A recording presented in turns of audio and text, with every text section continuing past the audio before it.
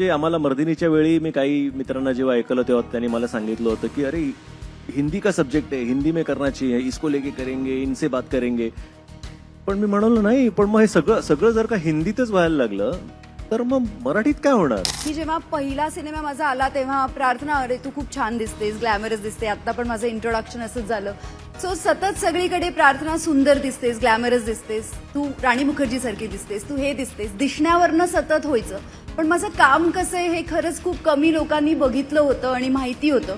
So मला असं वाटतं नेहमी एक ऍक्टर म्हणून मला काय आवडतं तर माझं काम दिसेल, मी ऍक्टर म्हणून किती चांगली आहे हे लोकांपर्यंत पोहोचेल. आणि तसे सिनेमे मिळणं हे खरंच खूप अवघड आहे. आणि आय एम ब्लेस्ड ॲक्च्युली की मला असा सिनेमा मिळाला जिथे मर्दिनीच्या रूपात मी तुमच्या सगळ्यांसमोर आले. आम्ही जेव्हा पोस्टर बॉईज मराठी केलं त्यावेळेला सोशल मीडिया तेवढं नव्हतं आणि त्यावेळेला आमचा जो स्पेंड होता on television for promoting the film was humongous. म्हणजे वेरॅज आज with that spend we are able to reach a far wider audience than we could earlier. So this is हा एक खूप मोठा बदल आहे. आणि हा म्हणजे प्रत्येक वेळेला आपण म्हणतो की सोशल मीडिया त्याचे तोटेच नाही आहेत पण फायदेही आहेत. आणि हा एक फायदा आहे या गोष्टीचा की आज खूप वायडर पॉप्युलेशनला पोचू शकतो. आता अन्न, वस्त्र, निवारा आणि मनोरंजन ही चौथी गरज झालेली आहे. आणि ती इतकी जास्त गरज झालेली आहे की नवरा बायको सुद्धा एकमेकांबरोबर रीळ खेळतात है ना. तू किती बघितलेस, मी किती ही एवढी गरज झालेली आहे. किंवा घटस्फोटाचं कारण, मी मस्करी करत नाहीये, एका माझ्या ओळखीचे घटस्फोटाचं कारण की नवरा माझ्याबद्दल काही टाकतच नाही सोशल मीडियावर अशी बायको म्हणाली म्हणून एक हे घटस्फोटाचं कारण आहे, बेबनावाचं कारण आहे. कोणाचं उदाहरण? इतका प्रभाव आहे सोशल मीडियाचा सध्या. आताच मुंबई तक बैठक को powered by MMRDA, MSRDC, associate sponsors, Maharashtra pollution control board, पेक्विन आणि उद्योग यश. आपलं पुढचं सेशन जसं मी म्हटलं त्याप्रमाणे एका आईची, एका महिलेची संघर्षाची कहाणी आहे. आपल्या मुलांवर होणाऱ्या अन्यायाला न्याय मिळावा यासाठी ती संघर्ष करते. अशा एका मर्दिनीची कहाणी आहे. आणि हा संघर्ष ती एक सर्वसामान्य स्त्री असताना कशा पद्धतीनं करते आणि कशा पद्धतीनं आपल्या मुलांना न्याय मिळवून देते याचं सुरेख चित्रण या चित्रपटात करण्यात आलेलं आहे. आणि त्याची पूर्ण स्टारकास्ट आपल्या सोबत आत्ता इथं आहे. गॉर्जियस प्रार्थना बेहरे दिसते आहे जी आईच्या भूमिकेत असणार आहे, पण ती गॉर्जियस अजून आत्ताही दिसते आहे. त्यामुळे आईची भूमिका आणि तिचा संघर्ष या दृष्टीनं आपल्याला तिच्याशी संवाद साधायचा आहे. सगळ्यांचा लाडका, हसवणारा, कवितेतनं रडवणारा, पुन्हा अंतर्बाह्य आपल्याला विचार करायला लावणारा, सगळ्यांचा आवडता अभिनेता जितेंद्र जोशी सुद्धा आत्ता इथं आहे. त्याच्याशीही आपल्याला संवाद साधायचा आहे. आणि आपल्या सगळ्यांच्या मनावर अधिराज्य गाजवणारा श्रेयस तळपदे हा सुद्धा आत्ता इथं आहे. श्रेयस तळपदे या चित्रपटात एका वेगळ्या भूमिकेत असणार आहे. अर्थात निर्मात्याच्या भूमिकेत तो या चित्रपटाशी जोडला गेलेला आहे. आणि साहजिकच दीप्ती तळपदे. मी या सगळ्या मान्यवरांचं स्वागत करते. कृपया आपण व्यासपीठावर यावं. आणि मी निमंत्रित करते माझा सहकारी अजय परसुरे याला. तो यांच्याशी संवाद साधणार आहे.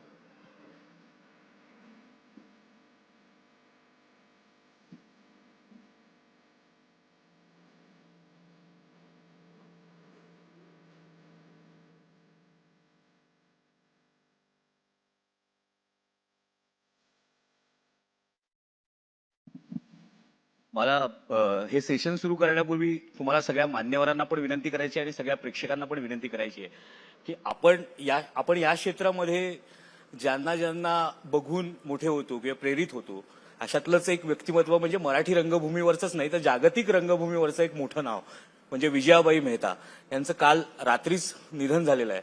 आणि त्यांच्या आठवणी खूप आहेत, त्यांच्यापासून प्रेरणा घेण्यासारख्या गोष्टी खूप आहेत.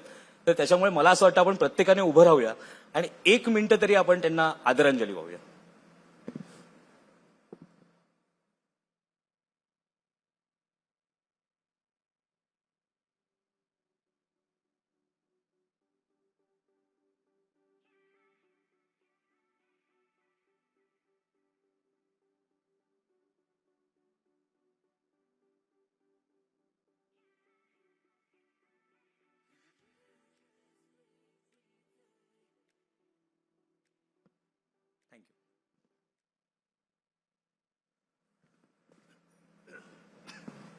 नमस्कार सगळ्यांना.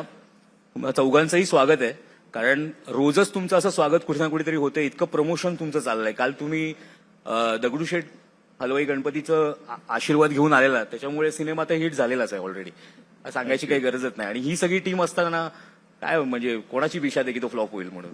पण हे वर्ष मराठी सिनेमाचं आहे, ह्याचा मला सर्वात जास्त आनंद आहे. आणि यावेळेचा प्रत्येक मराठी सिनेमा, म्हणजे असं म्हटलं जातं की मराठी सिनेमा काय फक्त कॉन्टेंटच देतो, बाकी काही तो लोक येत नाहीत त्या सिनेमाला.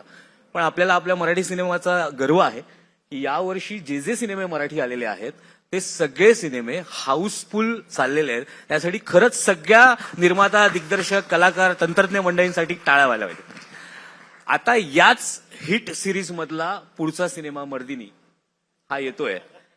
आणि मला विशेष कौतुक याचं आहे की अनेक आरोप होतात ना की मग मराठी कलाकार हिंदीत जातात आणि मग विसरून जातात आपल्या मातृभूमीला किंवा आपल्या भाषेला.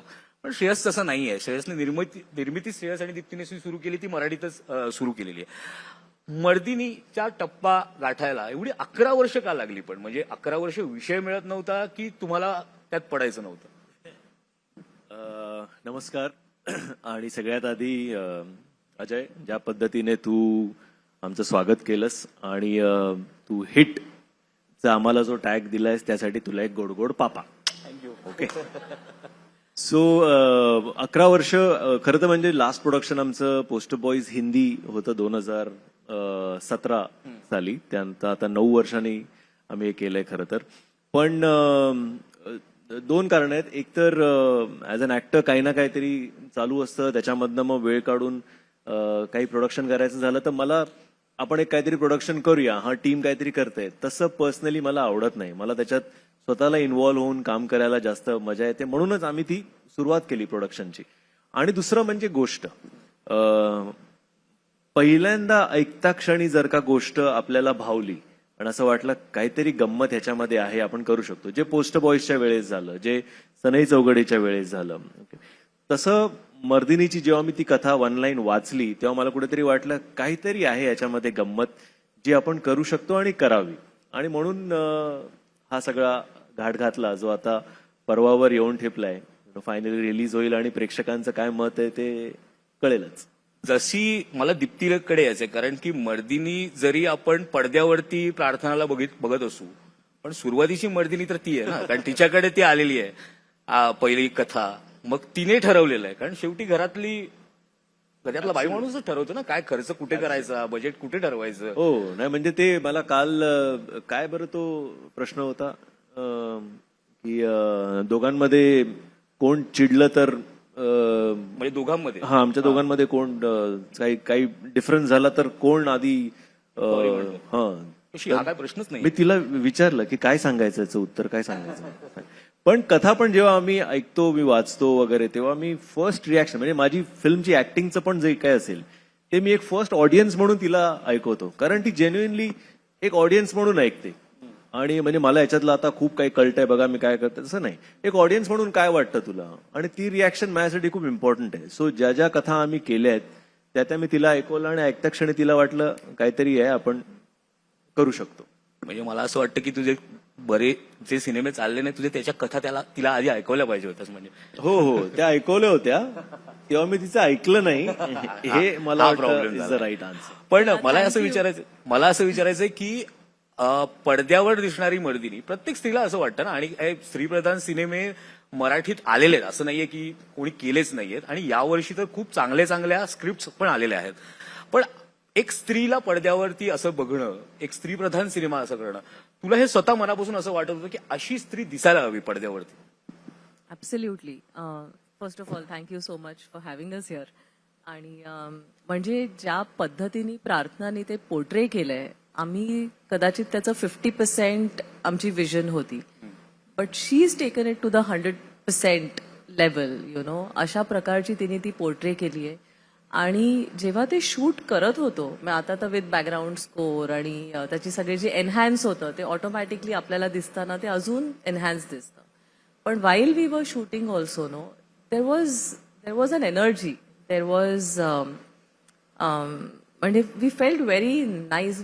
रात्रीची शिफ्ट होती, everybody was awake, everybody was you know watching की कसं हे शूट होतंय. So I think it was a lovely experience ही शूट करणं आणि ती बाई, ती घरातली एक सर्वसामान्य घरातली बाई, what she finally does to save the one she loves. I think that she's portrayed really well. पण प्रार्थनाला विचारायचंय की जसं आता वैभव सूर्यवंशी आता इंग्लंडच्या टूरला गेलाय, तो 15 वर्षाचा आहे, लॉर्ड्सवर जाईल तेव्हा जसं पिच असेल म्हणजे त्याच्यासारखं तुझं आहे की असं सिनेमे मिळत नाही तो अभिनेत्रींना, म्हणजे असं पिच लॉर्ड्स सारखं, असे कलाकार, आणि स्ट्राईकला तू आहे, म्हणजे नॉन स्ट्राईकला नाहीये, स्ट्राईकला तू आहे, सोपायला मिळालाय सिनेमात. पण जे तुम्ही म्हणाला की त्याला ज्या वयाला मिळालंय ते आणि मी जे आयुष्यात करिअर जे करून आली त्यानंतर मला असं नाही, वाटतं मी की- तर तुला कॉम्प्लिमेंट दिली का, 15 वर्षातच वाटतेस तू असं. नाही, माझं म्हणणं असं की तुम्हाला पण माहिती असेल हे की मी सुरुवात केली आहे एक रिपोर्टर म्हणून, हो हो, आणि मी असे प्रश्न विचारायचे. म्हणजे आम्हाला स्कोप आहे या क्षेत्रामध्ये. ऑफकोर्स. तर तिथून ही जर्नी इतके वर्ष, आणि खरं सांगू तर एक कलाकार म्हणून आपण नेहमीच वाट बघत असतो असा सब्जेक्ट मिळेल, असं काम मिळेल. आणि आजवर जसं मला आत्ता हे सांगायला खरंच असं वाटतं की मी जेव्हा पहिला सिनेमा माझा आला तेव्हा प्रार्थना, अरे तू खूप छान दिसतेस, ग्लॅमरस दिसते, आता पण माझं इंट्रोडक्शन असंच झालं. सो सतत सगळीकडे प्रार्थना सुंदर दिसतेस, ग्लॅमरस दिसतेस, तू राणी मुखर्जी सारखी दिसतेस, तू हे दिसतेस, दिसण्यावरनं सतत व्हायचं. पण माझं काम कसं आहे हे खरंच खूप कमी लोकांनी बघितलं होतं आणि माहिती होतं. सो मला असं वाटतं नेहमी एक ऍक्टर म्हणून मला काय आवडतं तर माझं काम दिसेल, मी ऍक्टर म्हणून किती चांगली आहे हे लोकांपर्यंत पोहोचेल, आणि तसे सिनेमे मिळणं हे खरंच खूप अवघड आहे. आणि आय एम ब्लेस्ड ऍक्च्युली की मला असा सिनेमा मिळाला जिथे मर्दिनीच्या रूपात मी तुमच्या सगळ्यांसमोर आले. तर फिलिंग फॉर्च्युनेट. आय थिंक मला असं वाटतं की आय एम ब्लेस्ड. जितेंद्र जोशीबद्दल काही वेगळं सांगायची गरज नाही, ते अष्टपैलू अभिनेते आहेत. पण आता मार्केटमध्ये अशी बातमी आहे की प्रत्येक सिनेमात जर आपण जितेंद्र जोशींना घेतलं यावर्षी तर तो सिनेमा हिट जाईल. कारण की तुम्ही बघा, राजा शिवाजी ब्लॉकबस्टर जाणार, म्हणजे राजा शिवाजी आहे. राजा शिवाजीला तर त्यांना अगदी शेवटच्या क्षणी बोलावून आलं होतं, पण तो निर्णय चांगला ठरला रितेश देशमुखांचा. सिनेमा केवढा चाललाय बघा. आणि तुंबाडची पण शेवटच्या क्षणाला बोलवलं.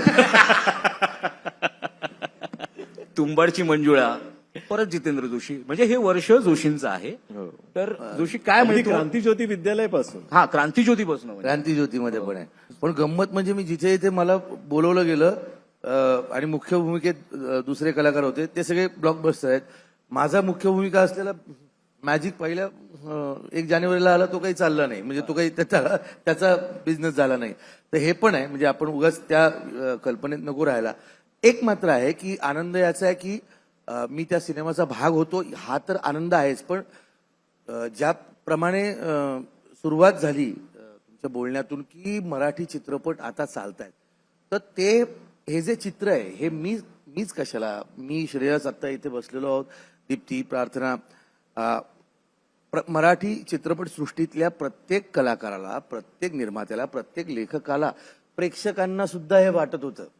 प्रेक्षक सुद्धा वाट बघत असतात, तुम्ही चांगलं दिलं तर ते येतात. आणि एका मागोमाग एक जेव्हा अशा सुपरहिट चित्रपटांची मांदियाळी उभी राहते ना, तेव्हा एक आश्वासक चित्र निर्माण होतं. आणि ते आश्वासक चित्र फक्त इथे आजवर काम केलेल्या, आत्ता काम करणाऱ्या लोकांसाठीच पुरेसं नसतं, इथून पुढे येणाऱ्या, स्वप्न पाहणाऱ्या. आत्ता जेव्हा मी चित्रपटाचं प्रमोशन करत असताना कोणीतरी माझ्यासाठी एक चित्रपट लिहित असतं, कोणीतरी एक मुलगा चित्रपट पाहत असताना दिग्दर्शक होण्याचं, नट होण्याचं स्वप्न बघत असतो, त्यांच्यासाठी ते फार महत्वाचं ठरतं, की तर त्यामुळे ते एक चित्र सुखावं आहे, त्याचा मी एक भाग आहे. अत्यंत आनंद. दुसरी गोष्ट, वेगवेगळ्या पद्धतीच्या भूमिका मला करायला मिळत आहेत. आता त्या मला करता येत आहेत कारण माझे दिग्दर्शक चांगले आहेत, माझे सहकलाकार चांगले आहेत. म्हणजे आता इथे अभिजित खांडकेकर उपस्थित नाहीये कारण तो वेगळीकडे प्रमोशन करतोय या चित्रपटाचं. पण अभिजित खांडकेकर सारखा एक तरुण तडफदार मुलगा जो डोळ्यात स्वप्न घेऊन मला एक अत्यंत उत्तम अभिनेता व्हायचं आहे, त्यासाठी भूमिकेची वाट पाहतो, जशी प्रार्थना पाहत होती. तर जेव्हा हे दोघे कस लावून स्वतःचं काम तिथे सादर करत असतात, तेव्हा माझ्यासारख्या माणसाला सुद्धा शड्डू ठोकून तयार व्हावं लागतं की नाही बॉस, मला पण ठीक आहे, मला मिळतात कामं, पण मला पण दरवेळेला चिकी रन्स काढून नाही चालणार, मला पण 6 and 4 मला काहीतरी केलं पाहिजे, मला स्वतःला परत परत प्रूव्ह केलं पाहिजे ना. तर ती गंमत आहे त्याच्यातली. तर ही संधी मला आतापर्यंत जी काही नावं घेतली त्या अचानकपणे आलेली संधी होती. पण हे श्रेयसनं ठरवलं होतं, श्रेयसनं आणि अजय मयेकर आमचे जे दिग्दर्शक आहेत त्यांनी, की मला ती संधी मिळावी आणि ती मला मिळाली. तर आता त्याचं सोनं केलंय मी की काय केलं तर तुम्ही पहा आणि तुम्ही ठरवा. तू आहेस म्हणजे सोनं केलंच असणार 100%. एवढा विश्वास आता एवढी वर्ष तू काम करतोय नक्कीच सगळ्यांना आहे, प्रेक्षकांना सुद्धा आहे. आणि मला आणि तू आता म्हणाला त्याप्रमाणे ते बरोबर आहे की जसं जसं तुमचा एक्सपिरियन्स वाढत जातो, ओके, तसं तसं तुमची जबाबदारी वाढत जाते. होय. म्हणजे आता मला सगळं यायला लागलं. काल आम्ही उदाहरण देत होतो की प्रशांत दामले किंवा बच्चन साहेब, ओके, एक जे काय त्यांनी तो त्यांचा काळ बघितला, पण त्यानंतर कुठल्याही गोष्टीला गृहीत नाही धरलं. जर माझा हा सिनेमा, हा रोल आता मी वाजवणार, माझा हा प्रयोग मी वाजवणार, एक माणूस असो की फुल असो. सो मला वाटतं ती जबाबदारी तुम्हाला जेव्हा सिनेमामध्ये घेतात तेव्हा त्यांची काही स्वप्न असतात, त्यांच्या काही अपेक्षा असतात, त्याच्या पुढे जाऊन तुम्हाला ते सादर केलंच पाहिजे, नाही तर मग काय उपयोग. नाही, मागच्या एका मुलाखतीत जितेंद्रने खूप चांगली आठवण सांगितली. विक्रम काका हे याचं एक उत्तम उदाहरण आहे की म्हणजे अगदी शेवटच्या भूमिकेपर्यंत शिस्त आणि मी ते करणार त्याच्यासाठी होणारी मेहनत हे ते शेवटपर्यंत करत होते. आणि मित्र आणखी एक गोष्ट आहे ना, भूक, शिकण्याची हौस. असं नाही की हा गोदावरी करताना निखिल महाजन याला काय येते नवीन आहे, काय रे बाबा काय सांग मी करतो, नाही. काय रे लेन्स कुठली आहे, काय तुला काय अपेक्षित आहे, सांग तू काय म्हणतोय, तुला काय करायचंय, श्वास धरून ठेवायचं. वाक्य काय होतं विक्रम काकाचं जेव्हा मी ती भूमिका घेऊन गेलो ना, म्हटलं वडील म्हणायचो मी, वडील माझ्याकडे म्हटलं फार पैसे नाही आहेत पण मी ते सिनेमा विकल्यावर देईन, पण असं ही भूमिका आहे. अरे वा, मला आजवरच्या कारकिर्दीत कुणी अल्झायमर झालेल्या माणसाची भूमिका विचारलीच नाही, चला मी अभ्यास करायला मोकळा. हे पहिलं वाक्य आहे की आता मी अभ्यास करायला मोकळा, आणि मग तो अभ्यास जो काही तो दिसतोच. म्हणजे म्हणून ते वडील होते. पण हेच मगाशी पण आपण चर्चा करत होतो श्रेयस, की अशा प्रकारचे सिनेमे मराठीत येतात आणि येत होते. असं नाहीये की येत नव्हते. आधीही तेच कलाकार होते, तेच तंत्रज्ञ होते, तेच दिग्दर्शक होते, तेच लेखक होते. हा अट्टहास का केला जातो की नाही हे थोडा हिंदी में बनाते हैं, इसको जरा बडा स्केल पे बनाते हैं. आपल्या मराठीत ती ताकद आहे ना. आपल्याकडे पण निर्माते आता करू लागलेत की तेवढा खर्च. त्यांना कुठलीही हे करत नाहीत, काकू करत नाहीत की नाही मी एवढ्याच ह्याच्यात बनवणार. आहेत असे बरेच चांगले निर्माते. मग ही तफावत का दिसते? कारण हिंदीचं मार्केट मोठं आहे. ऑब्व्हियसली तुम्हाला असं वाटतं की तुमचा सिनेमा जास्तीत जास्त लोकांपर्यंत पोहोचेल, जास्ती लोक बघतील, रेव्हेन्यू जास्त येईल वगैरे वगैरे वगैरे. त्यामुळे मग त्या गोष्टी तशा होतात की हे म्हणजे आम्हाला मर्दिनीच्या वेळी मी काही मित्रांना जेव्हा ऐकलं तेव्हा त्यांनी मला सांगितलं होतं की अरे हिंदी का सब्जेक्ट है, हिंदी में करना चाहिए, इसको लेके करेंगे, इनसे बात करेंगे. पण मी म्हणालो नाही, पण मग हे सगळं जर का हिंदीतच व्हायला लागलं तर मग मराठीत काय होणार. मग तुमचं असं असतं की नाही अरे हा सब्जेक्ट हे मराठी में कर लेते, मराठी के लिए अच्छा है. कोणी ठरवलं की हे मराठी के लिए अच्छा है आणि हे मराठी के लिए अच्छा नाहीये. सो मग मराठी आपला प्रेक्षक जर हिंदी सिनेमांना एवढं प्रतिसाद देतो तर मग मराठी सिनेमांना नाही देणार. आणि आधीच्या सिनेमांना दिलंच आहे. म्हणजे आम्ही जे सिनेमे बघून आपण मोठे झालोय, मग म्हणजे माहेरची साडी असो, दादांचे काही सिनेमे असो, दादा कोंडकेंचे, की आपले अशी बनवा बनवी असो, धूम धडाका असो, दे दणादण असो, आपल्याला आवडलेत ते सगळेच सिनेमे. We grown up watching all of that. We grown up watching masala entertainers. बरोबर. आणि तेच आपल्याला पाहिजे. आपलाच प्रेक्षक जाऊन तेच मसाला एंटरटेनर्स हिंदीत बघतो ना. मग आज क्रिटिक्स पण जेव्हा वेलकम टू द जंगलला असं म्हणतात की काय आहे त्या सिनेमात आम्हाला माहित नाही, पण आम्ही पण एन्जॉय केला. ओके, त्यात लॉजिक नाहीये, हेड टेल नाहीये, पण आम्ही एन्जॉय केला. म्हणजे काहीतरी ते प्रेक्षकांना आवडतंय ना. मग फक्त 4 लोक ज्यांनी एक वर्ल्ड सिनेमा बघितलाय आणि त्यांचं काहीतरी परसेप्शन आहे, त्याच्यावरनं ते काहीतरी सांगणार. अरे प्रेक्षकांना काय पाहिजे त्यांना पण तर विचारा. म्हणजे मला जेन्युइनली असं वाटतं की ठीक आहे, विथ ऑल ड्यू रिस्पेक्ट, की क्रिटिक्स पण जेव्हा एक समीक्षण करतात सिनेमाचं तेव्हा मला असं वाटतं की जरा प्रेक्षकांना पण तुम्ही विचारा, त्यांना पण बघा त्यांना काय आवडतंय नक्की. कारण एक प्रोड्युसर जेव्हा करतो ना तेव्हा प्रेक्षकांना काय आवडेल या दृष्टीने करतो. सो ते सुद्धा घेऊन सांगणं जास्त महत्वाचं. आता तर म्हणजे ज्यांच्या हातात फोन आहे तो प्रत्येक जण एक समीक्षक आहे आणि त्यांचा तो हक्क आहे. पण प्रेक्षकांना कळतं, प्रेक्षक ठरवतात हे बघितल्यानंतर जायचं की बरोबर. नाही. आणि मला याच्यामध्ये असं म्हणायचंय की मसाला जरी फिल्म असली तरी सुद्धा जर प्रेक्षक त्या सिनेमाला भरभरून जात असतील तर म्हणजे काही लोक वेडी तर नाहीयेत ना की ते जात आहेत आणि बघतायत, म्हणजे त्यांना ते काहीतरी आवडतंय म्हणून तर ते बघतायत. 100%. म्हणजे आपल्याकडे काय झालंय, सोशल मीडिया इतका सोपा झालेला आहे की म्हणजे अरे काय आहे, इसमें कुछ भी नाही आहे, दिमाग घर पे जाके. नाही, आणि आता बघा म्हणजे गेल्या या महिन्यांमध्ये मराठी सिनेमांचे शोज वाढलेत, काही हिंदी सिनेमांचे शोज कमी करून का वाढलेत? कारण प्रेक्षक जात आहेत, त्यांना ते आवडतंय.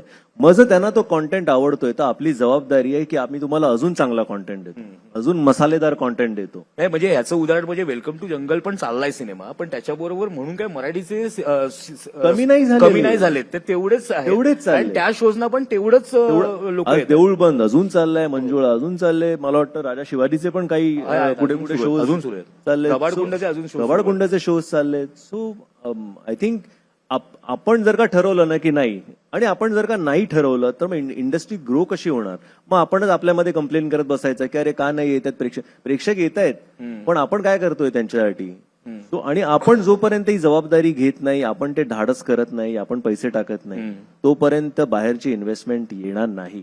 ओके, आणि तोपर्यंत इंडस्ट्री ग्रो होणार नाही. So I think it is our responsibility. आज कन्नडा इंडस्ट्री, मल्याळम इंडस्ट्री, तेलुगू तमिळ तर आधीपासून मोठ्याच होत्या, पण कन्नडा मल्याळमचे बजेट्स बघा केवढे झालेत. आज Gujarati industry is doing phenomenal business, पण कारण त्या लोकांनी ठरवलं की नाही मला बाकी सगळं नाही, मला ते गुजरातीचे विषय मग आता हिंदीत यायला लागले. ओके, जो शैतानचा विषय आहे तो गुजरातीचा विषय मला वाटतंय तो हिंदीत झाला, if I am not wrong. So मग तसंच आहे, you know, it's as simple as that. मला निर्मिती क्षेत्राबद्दल याच्यासाठी विचारायचं आहे, कारण की आधीची निर्मितीला बरंच वर्ष झाली, तशी 7-8 वर्ष हिंदीचं झालं, पण तुला किती बदल झालाय या सगळ्या निर्मिती प्रक्रियेमध्ये असं वाटलं? एक मार्केट बघून, बिझनेस बघून, एक बिझनेस पॉईंट ऑफ व्ह्यूने विचारतोय की तुला किती बदल जाणवला एवढ्या सगळ्या वर्षात? बदल म्हणजे 2 फ्रंट्सवरती आहे. एक तर स्पेंड्सचा बदल आणि दुसरा रेव्हेन्यू जनरेशनचा. So as far as the spends are concern, with time everything is becoming expensive. So तो एक बदल आहेच, म्हणजे की सगळ्या गोष्टींबरोबर ह्या गोष्टी महागल्या आहेत. पण लाईक वी आर डिस्कसिंग की particularly this year has been so encouraging की ते रेव्हेन्यू येताना दिसतोय, लोक थिएटरमध्ये जाताना दिसत आहेत, आपल्याला ॲव्हेन्यूज वाढले आहेत, यु नो, की कुठून आपल्याला रेव्हेन्यू अजून येऊ शकतो.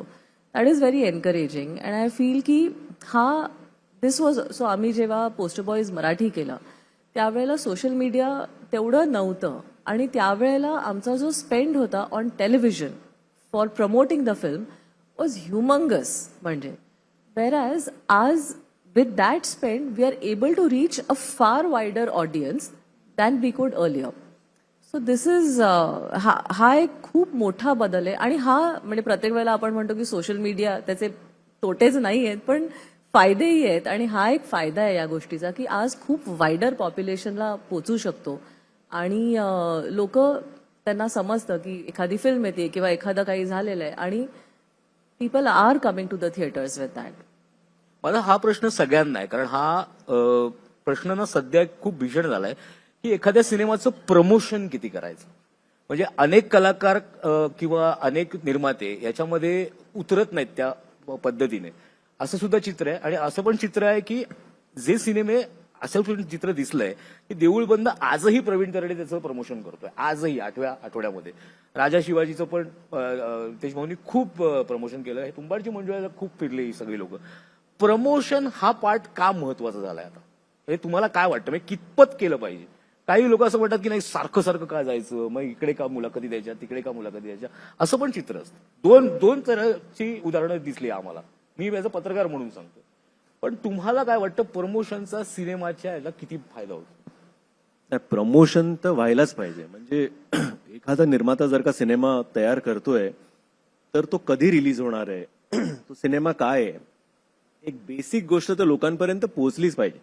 आणि प्रमोशनचं म्हणजे प्री रिलीज प्रमोशनचं कामच ते आहे की फक्त लोकांना सांगावं की हा आमचा सिनेमा आहे, हा या तारखेला चित्रपटगृहात रिलीज होतोय. सो तेवढं अवेअरनेस क्रिएट करणं हे आपल्या हातात आहे, आणि ते केलंच पाहिजे. म्हणजे आम्ही कालच म्हणत होतो, मी आणि जितू, की आम्ही जेव्हा करिअरची आमच्या सुरुवात केली तेव्हा काही मराठी सिनेमे केले, तेव्हा काहींचं असं होतं की त्या प्रोड्युसरनी पैसे टाकले, सिनेमा तयार झाला, पण आता रिलीजला पैसे नाहीत. प्रमोशन तर खूप लांबची गोष्ट, ते म्हणजे डोक्यातही नसायचं तेव्हा. आता सिनेमा तयार केला, आता आपण रिलीज करूया, पण तो कळला तर पाहिजे लोकांना, त्यांना माहिती तर असलं पाहिजे की या तारखेला हा सिनेमा तुमचा येतोय. सो हे प्रमोशन मला वाटतं अति आवश्यक आहे आणि तुम्ही कराल तेवढं थोडं आहे. काही लोकांना एखादी गोष्ट तुमच्या फिल्मची 10 वेळा कळेल, पण काही लोकांपर्यंत ती 10वीच गोष्ट पोचते. मग त्यांच्यासाठी म्हणून तुम्हाला ते 10 वेळा करत राहावं लागतं. आज प्रवीण तरडे पण जेव्हा फिरतायत सगळीकडे, 8व्या आठवड्यामध्ये पण कदाचित काही लोकांपर्यंत पोचला नसेल सिनेमा. सो त्यांच्यापर्यंत ती 50वी गोष्ट पोचेल त्यासाठी ती केली पाहिजे आणि ही आमची जबाबदारी आहे. ते आम्हाला केलंच. सो प्रमोशन इज माझ्या मते व्हेरी व्हेरी पण इम्पॉर्टंट. म्हणजे तुला असं वाटतं का की मराठीमध्ये ते प्रमाण फार कमी सिनेमांमध्ये आहे की ते प्रमोशन खूप चांगलं जास्त करतात, काही जण करत नाहीत. सिनेमे चांगले असतात पण ते पोचत नाहीत, त्याला कारण प्रमोशन. नाही, कसं आहे, प्रत्येक टप्प्यावर हे बदलत गेलेलं आहे. आता उदाहरणार्थ पूर्वी जेव्हा सिनेमे जेव्हा यायचे, सचिनजींचे सिनेमे यायचे किंवा कळत नकळत नावाचा सिनेमा आला होता. प्रभात, मी पुण्याचा, त्यामुळे पुण्याला प्रभात टॉकीजला जाऊन आपण सिनेमा जाऊन पाहणं हे कर्तव्य होतं. आठवड्याचं रविवार आहे, आज कुठल्या सिनेमाला जाऊया, या सिनेमाला जाऊया, आपोआप ती नजर तिकडे जायची. ती गरज होती, कारण त्यावेळेला फक्त एक दूरदर्शन होतं, एक विविध भारती होतं, हेच मनोरंजनाचं माध्यम होतं. पुस्तकं होती, साहित्य उपलब्ध होतं, बरं का. पण चित्रपट जाऊन पाहणं हा स्वभाव धर्म होता घरातला, आमच्या तरी. आता काय झालंय की आता तुमच्या मोबाईलवर पर्यंत एंटरटेनमेंट येऊन पोहोचलेली आहे. आणि पूर्वी अन्न वस्त्र निवारा या 3 गरजा होत्या. आता अन्न वस्त्र निवारा आणि मनोरंजन ही 4थी गरज झालेली आहे. आणि ती इतकी जास्त गरज झालेली आहे की नवरा बायको सुद्धा एकमेकांबरोबर रील खेळतात, है ना. तू किती बघितलेस, मी किती ही एवढी गरज झालेली आहे. किंवा घटस्फोटाचं कारण, मी मस्करी करत नाहीये, एका माझ्या ओळखीचे घटस्फोटाचं कारण की नवरा माझ्याबद्दल काही टाकतच नाही सोशल मीडियावर, अशी बायको म्हणाली, म्हणून एक हे घटस्फोटाचं कारण आहे, बेबनावाचं इथे कारण आहे कोणाचं उदाहरण असं? इतका प्रभाव आहे सोशल मीडियाचा सध्या. तर लक्षात घ्या. आता गंमत अशी आहे की कलईवाला कलई असं ओरडत, किंवा डाबा बाटले असं तो भंगारवाला ओरडत जायचा आमच्या एरियातनं खालनं. चितळ्यांची बाकरवडी घ्यायला चितळ्यांकडेच जावं लागायचं, तेही त्यांच्या उपलब्ध असलेल्या वेळेमध्ये. कारण ती विश्वासार्हता, मी चितळे एक उदाहरण दिलं तुम्हाला, पण ती विश्वासार्हता कमावली का? दिलीप कुमार साहेबांनी 40 का 45 सिनेमे केले आणि एखाद्या कलाकाराचे म्हणजे शक्ती कपूर यांचे मला वाटतं 750च्या वरचे सिनेमे आहेत. आता गंमत अशी आहे की शक्ती कपूर यांचीही गरज समाजाला आहे मनोरंजनात, दिलीप साहेबांचीही गरज आहे. ते ओरडले नाहीत, यांनी ओरडून केलं. दोन्हीही ठीक आहे. मुद्दा असा आहे की आत्ता ते बदलत गेलेलं आहे. पूर्वी एक पोस्टर आलं, एक पोस्टर अख्ख्या शहराला पुरायचं. आज एक पोस्टर नाही, एक पोस्ट नाही, दिवसाला 10 पोस्ट आम्ही करतोय याच्यावरनं. आणि ती गंमत अशी आहे की ते आदळावं लागतंय, दान दान दान, की 10 वेळा दार ठोठू, 100 वेळा एकदा तरी दार उघडेल. आता गंमत अशी झाली की आता प्रेक्षकच लक्ष देऊन आहेत की पुढचा सिनेमा कुठला येतोय.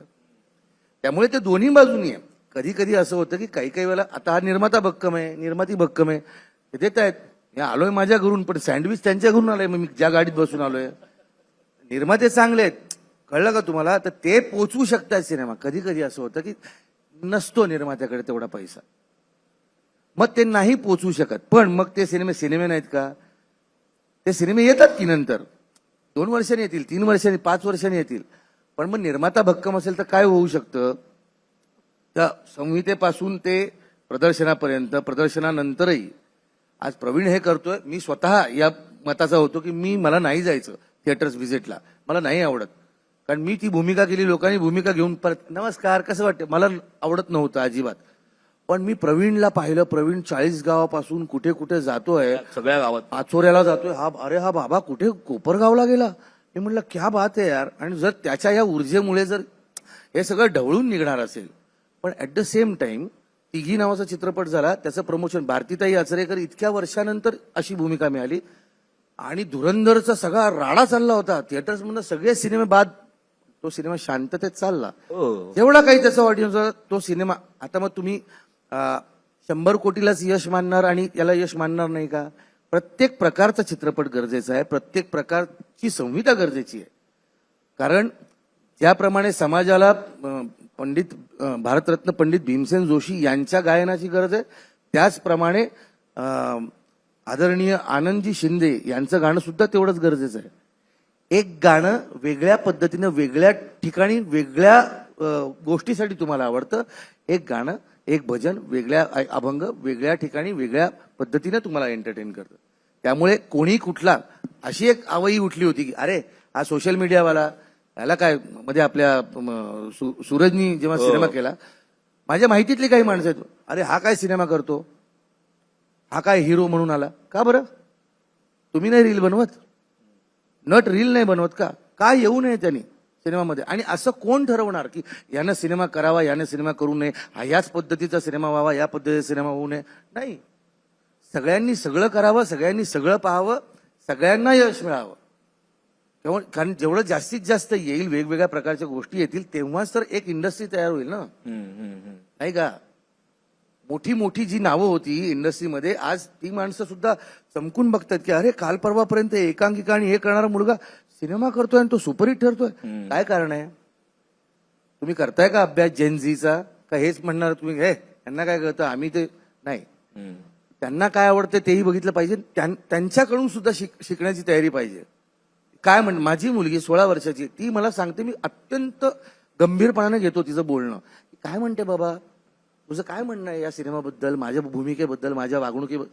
ते गंभीरपणे घेतलंच गेलं पाहिजे, कारण त्यांना जे कळतंय ते आपल्याला कळत नाही, आणि आपल्याला जे समजलंय त्यांना आपण सांगूच की, you know what I mean. त्यामुळे प्रमोशन हे गरजेचं आहे.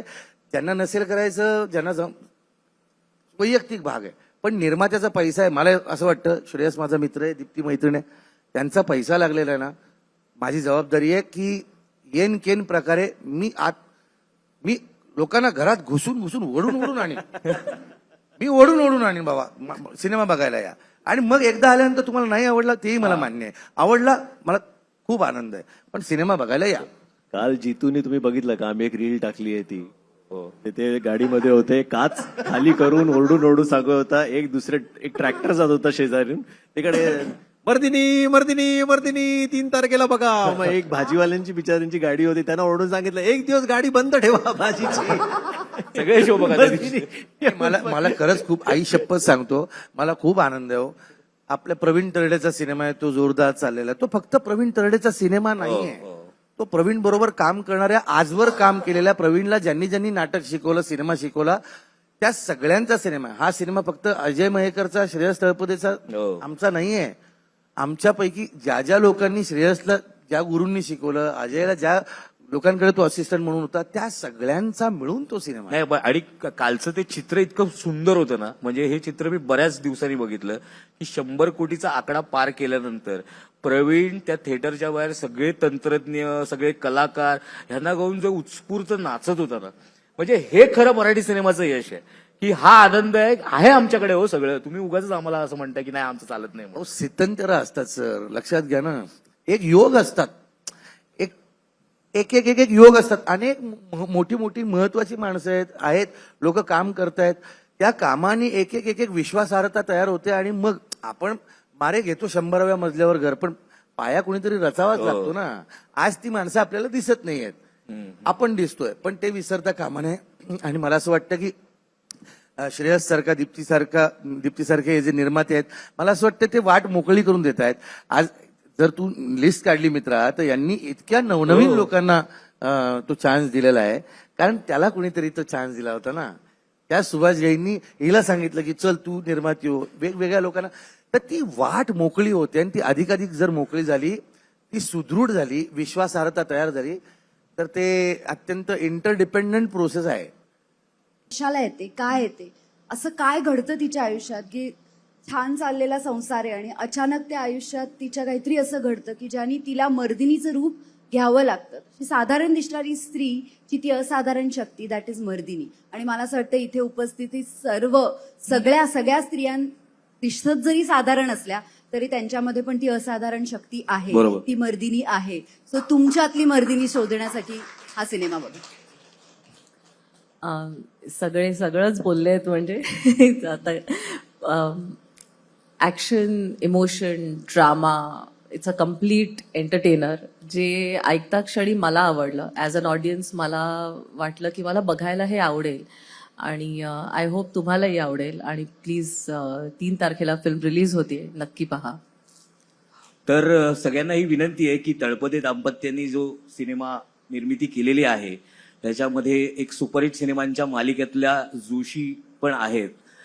त्यांच्या सुपरहिट मालिकेतला अजून एक हा सिनेमा येणार आहे आणि प्रेक्षकांना माझी ही प्रार्थना आहे की तुम्ही जरा सगळ्यांनी हा सिनेमा बघायला नक्की चित्रपटगृहात यावात आणि अगदी भरभरून प्रेम जसं मराठी सिनेमावर तुम्ही आत्ता करताय तेच प्रेम मर्दिनीवर पण करावं आणि हा सिनेमा का महत्वाचा आहे हे तुम्ही हे बघून ठरवावं आणि लोकांना पण सांगावं आणि लोकांनाही विनंती की तुम्ही या थिएटरमध्ये या आणि मर्दिनी सिनेमा बघा. तुम्ही चौघही इकडे आलात आणि मुंबई तक बैठकमध्ये 4 चांद लावलेत त्याच्याबद्दल खूप खूप धन्यवाद. आणि तुम्ही आम्हाला बोलवून आमचा चित्रपट इथे प्रमोट करण्यासाठी मदत केलीत आणि मराठी सिनेमाच्या पाठीशी तुम्ही सगळे संपूर्ण चॅनल असंच उभे राहा आणि तुमचे खूप खूप मनापासून धन्यवाद. इतकी वर्ष मित्रा या इंडस्ट्रीत आणि आमच्या सगळ्यांवर प्रेम करतो. इतकी सुंदर मुलाखत घेतलीस याबद्दल तुझे आभार. आणि मी मुनगंटीवार साहेब आणि पटोले साहेब पण आलेले आहेत. तुम्हालाही विनंती आहे 3 जुलैला मर्दिनी हा सिनेमा येतो तेव्हा तुम्ही पण वेळात वेळ काढून जरा हा सिनेमा बघितलात तर तुम्ही त्याचा जरा प्रचार केलात तर आमचा मराठी सिनेमा मोठा होईल.